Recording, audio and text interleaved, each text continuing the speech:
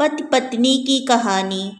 शादी के 10 साल बीतने के बाद भी पति पत्नी में काफ़ी झगड़े होते रहते थे। झगड़ों की वजह तो अलग अलग होती थी, लेकिन उनमें सबसे मुख्य वजह यह थी कि पति और पत्नी के विचार कभी आपस में नहीं मिलते थे। जहाँ पति स्वभाव से नेक, सेवाभावी और सबके प्रति समभाव रखने वाला था, वहीं पत्नी का स्वभाव स्वार्थी और भेदभाव करने वाला था। पति पत्नी के स्वभाव और उसके व्यवहार से तंग आ गया था। वह हमेशा कोशिश करता रहता है कि पत्नी का आचरण और स्वभाव में किसी तरह बदलाव आए।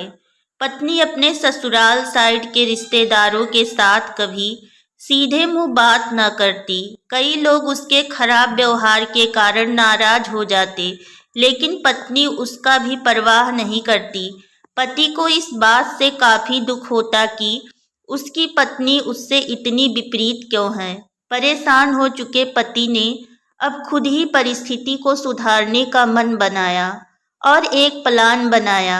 अगले दिन पति ने पत्नी से कहा, सुनो लाडो, मैं सोच रहा था कि मम्मी पापा, चाचा, बहन, भाई और उनके बच्चों को घर पर इनवाइट कर लेता हूँ।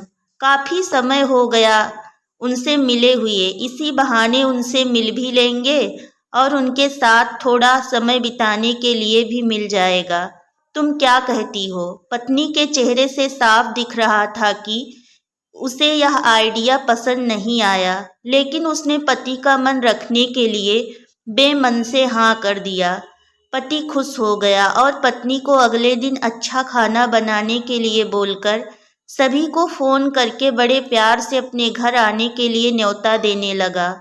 जब पति फ़ोन पर बिजी था तो पत्नी सोच रही थी कि ये आदमी भी ना अपने फालतू के कामों से बाज नहीं आएगा। क्या ज़रूरत है सबको घर पर बुलाने की? सब मेरे घर आएंगे और राजाओं की तरह आर्डर करेंगे और मैं दासी की तरह उनकी सेवा करूंगी। नहीं नहीं, मैं ऐसा नहीं होने दूंगी। अच्छा खाना तो क्या, मैं इन्हें सादा खाना भी नसीब नहीं होने दूंगी। देखती हूँ कितनी देर टिकते हैं ये लोग मेरे घर। अगले दिन सुबह पति काफ़ी खुश था। जब सिर्फ 2 ही घंटे बचे थे सभी मेहमान को आने के लिए, पति ने अपनी पत्नी से पूछा, अच्छा बताओ तो सही, आज सबको खाने में क्या स्पेशल खिलाने वाली हो? पत्नी मुंह बनाते हुए बोली, स्पेशल खाना क्यों? तुम्हारे माँ बाप, भाई बहन कोई मेहमान थोड़ी हैं, उनके लिए कोई स्पेशल खाना नहीं बनाया है मैंने। वह भी वही खाएंगे जो हम खाते हैं। आज घर में सिर्फ दाल चावल बना है, क्योंकि और कुछ बनाने के लिए सामान नहीं था। पत्नी की बात सुनकर पति गुस्सा हो गया और बोला, तुम कभी नहीं सुधरोगी। अगर घर में सामान नहीं था तो मुझे एक बार बता दिया होता, मैं बाजार से जाकर ले आता, लेकिन कुछ ढंग का तो खाना बना लेती। अब सिर्फ 1 घंटा बचा है और सभी आने वाले हैं, मैं क्या मुंह दिखाऊंगा उनको? तुम ही रहो यहाँ, मैं तो जा रहा हूँ, उनके जाने के बाद ही वापस आऊँगा, कहकर पति घर के बाहर चला गया।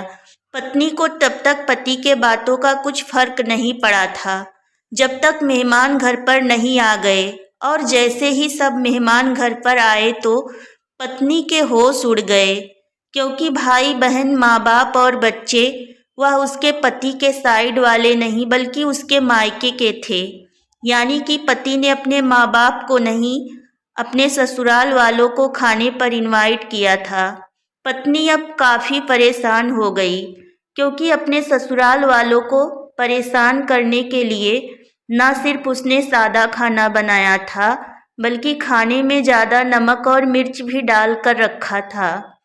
अपने मायके वालों को सामने देखकर पत्नी हाथ मलने लगी। थोड़ा सोचने के बाद पत्नी ने अपने पति को फ़ोन मिलाया और कहा, तुमने मुझे पहले क्यों नहीं बताया कि मेरे मम्मी पापा और भाई बहन आने वाले हैं? तुम पहले बता देते तो मैं अच्छा खाना उनके लिए बनाती। पति ने कहा, मैंने वही बताया जो मैं मानता हूँ। मैंने कभी तुम्हारे परिवार वालों को पराया नहीं समझा और तुमने कभी मेरे परिवार वालों को अपना नहीं माना। और मैं जानता हूँ कि तुमने यह सोचकर कि मेरे मम्मी पापा और भाई बहन आने वाले हैं, जानबूझकर घटिया खाना बनाया। अब तुमने जो किया है उसे तुम ही खुद ही भुगतो। मुझे पता है तुमने मुझे इसलिए फ़ोन किया होगा ताकि बाहर से खाना मंगवा सको, लेकिन मैं ऐसा नहीं करूँगा ताकि तुम्हें तुम्हारे किए की सज़ा मिल सके। इतना कहकर पति ने फ़ोन कट कर दिया। न चाहते हुए भी पत्नी को अपने मायके वालों को वही खाना खिलाना पड़ा। उसके रिश्तेदार ज़्यादा मिर्च और नमक वाला खाना भी ऐसा सोचकर खा गए कि बेटी से गलती हो गई होगी। लेकिन बाद में जब दामाद ने सारी बात उन्हें बताई तब उन्हें बहुत शर्मिंदगी हुई और सभी उसके बुरा बर्ताव के लिए उसे डांट कर उससे नाराज होकर चले गए। दोस्तों, अच्छे रिश्ते बनाए जाते हैं प्यार और अच्छे व्यवहार से। सिर्फ खून के रिश्ते अच्छे नहीं होते। दोस्तों, यह कहानी अगर आप सभी को अच्छी लगी हो तो हमें कमेंट करके ज़रूर बताएं और हमारे चैनल को लाइक, सब्सक्राइब और शेयर करें। वीडियो देखने के लिए आप सभी का बहुत बहुत धन्यवाद।